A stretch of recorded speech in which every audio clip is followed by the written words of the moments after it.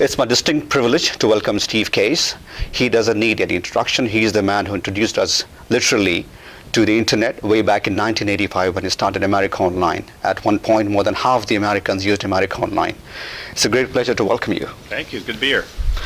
Steve, America Online, as we all know, has been a great success. Most people didn't know internet, but they knew America Online. I still have those CDs as mementos. I still have those CDs that used to mail out. But things have evolved greatly, and now you have your own ventures. Right. There's 4 different parts, which is venture funding, then growth companies, and you also do in real estate and health and life sciences. How do you see the emerging landscape of entrepreneurship compared to when you started? How's the young breed of entrepreneurs? I think it's very exciting. I think there's been a whole generational wave of enthusiasm around entrepreneurship. When I was getting started, it was not as celebrated, not as encouraged. It was people were a little nervous about starting companies, and it depended on what region you were in. Some were more supportive than others, but I think it's changed fundamentally. And now people, so the next generation, people graduate from colleges and universities, view entrepreneurship as an important thing to consider doing, as opposed to just being a relatively few. When you look at from investment point of view, how do you pick those 3 or 4 investments that amongst the entrepreneurs? Well, everybody brings a certain bias. My own bias and preference is focusing on consumer businesses that really empower consumers and give them more choice or control or convenience in important aspects of their lives. So that kind of sharply narrows it. So I don't focus on clean tech or enterprise software or a lot of other things that are interesting businesses and interesting investment opportunities, but just don't fit into my kind of comfort zone or passion zone. So that's the first step. And then just looking for ideas and people that really have, that have potential to be significant businesses. We'd rather do fewer things in a longer term, build big companies kind of way, as opposed to spreading ourselves too thin and trying to kind of cover the landscape. And to bring in the government initiative now, over the years, since the time you started, if not help, but there rather been a hindrance in terms of growth, but this new initiative, which is Start of America, which you are chairing. How do you think governments impeding can actually help, with this, provide an impetus rather to the ecosystem? I'd say there's 2 parts to it. The Start of America partnership is really around it's a private sector effort to celebrate and accelerate entrepreneurship, get a lot of resources available to entrepreneurs. We created a startupamericapartnership.org website that's the beginning of making that available, and also trying to build up these entrepreneurial ecosystems. So that really is more a private sector-led, independent effort. In addition to that, I am spending time on the policy kind of government side of things, in part because I live in Washington, D.C., and also I was asked to join the President's Council on Jobs and Competitiveness and chair the efforts related to entrepreneurship. And there are a lot of things that need to be done. A fresh look at immigration, obviously, is a hot one in terms of startup visas and stapling green cards to PhD diplomas and things like that. Taking a fresh look at regulation, both generally but also specifically in areas like health. The FDA in particular needs to take a fresh look at the approval process for drugs and devices. Right now we're seeing a lot of that momentum move to other countries, and there are a whole slew of issues around access to capital in this new world where there's more angel investment, even crowdsourcing of angel investment. How do you deal with that? How do you deal with the secondary market phenomena that develop before companies go public? And how do you segment companies? It seems crazy to me that if you go public and you have 10 million of revenue, you're treated with exactly the same regulatory burden than if you have a $100 billion company. So there are a lot of things that can be done to reduce barriers and unleash innovation that the government needs to focus on. But ultimately, the action has to come in the private sector. The government can set the context for it, but it's the private sector, the entrepreneurs, that really need to lead the way. There's one other bigger question I want to ask you. Since you can travel across the globe, you meet different entrepreneurs from different cultures. A lot of people try to replicate the model that Silicon Valley has, or US in general, in terms of entrepreneurship. So you go to Israel, you go to Ireland, you go to India and China, but they haven't yet caught up.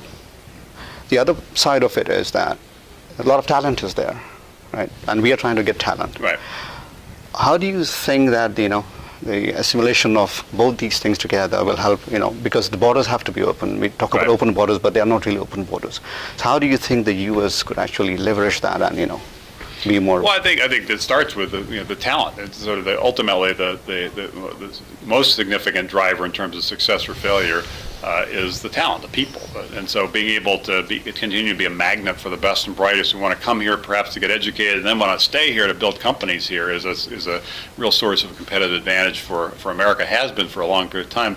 We're at risk of losing some of that because of this debate around immigration policy. But the other part of your question, I think, is true. And globally, it's also true even within the United States. It's not one size fits all. There are different regions of this country, different sectors, and not just technology, but services or manufacturing, that each have their own set of challenges. And doing this in a more granular kind of specific kind of way, I think is going to be more successful than having kind of too generalized, kind of broad-based approach. But clearly there's growth of a lot of countries as entrepreneurial ecosystems. We have to take that seriously. Our best response from a United States perspective is to make sure we're building up the entrepreneurial ecosystems, not just Silicon Valley, but others around the nation in other sectors, not just technology, but recognizing that there are lessons to be learned from Silicon Valley, but there are also unique contexts and circumstances that are different in each region.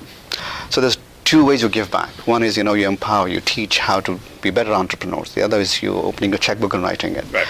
There's been a big push on this, Bill Gates and Warren Buffett and you. Just wanted your, take on how this is going to help. Well, the Giving Pledge, which Bill and Warren and Melinda Gates got started, we agreed to join recently.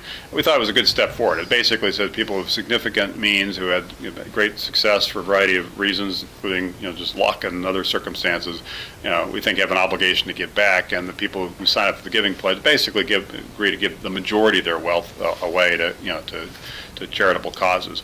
We thought that was an interesting commitment in and of itself, but the more interesting thing we thought was getting these people together to share ideas and best practices and lessons learned, including not just from things they did well, but things that they did poorly, mistakes and failures, because that could inform and improve the philanthropy of everybody who's part of this. And that was the gathering we had recently, was the beginning of that, getting people together to start discussing these issues. They're complicated, and a lot of people will tell you that it's actually easier to make the money than it is to give it away in a responsible way that really has significant sustainable impact. So instead of having everybody do their own thing in a disconnected kind of way and potentially make their own mistakes, if we can figure out a way to join forces, of course everybody will ultimately make their own decision, but at least have the benefit of some context and some broader understanding that could likely inform the giving of these folks, which hopefully will result in more impact than if they were just operating alone.